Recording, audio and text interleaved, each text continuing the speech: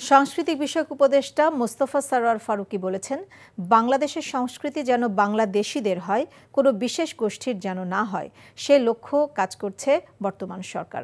দুপুরে চট্টগ্রাম সার্কিট হাউসে আয়োজিত সংবাদ সম্মেলনে তিনি একথা বলেন। সংস্কৃতি বিষয়ক উপদেষ্টা চট্টগ্রামের ঐতিহ্যবাহী জব্বারের বলি খেলা ও কর্ণফুলী নদীর সাম্পান বাইচ ন্যাশনাল ক্যালেন্ডারে অন্তর্ভুক্ত করা হচ্ছে জানিয়ে বলেন, বাংলা নববর্ষের অনুষ্ঠানের সাথে দেশের ঐতিহ্যবাহী অনুষ্ঠানগুলোও সম্পৃক্ত করে বৈচিত্র্যময় করার চেষ্টা হচ্ছে।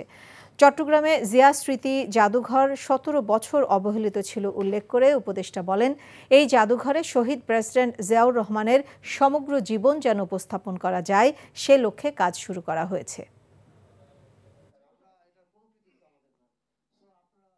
বাংলাদেশের সংস্কৃতিটা যেন বাংলাদেশের সবার হয়ে ওঠে, মানে কোনো একটা নির্দিষ্ট গোষ্ঠীর যেন না হয়, এবং সেই কাজটা আমরা কিছু কিছু করছি।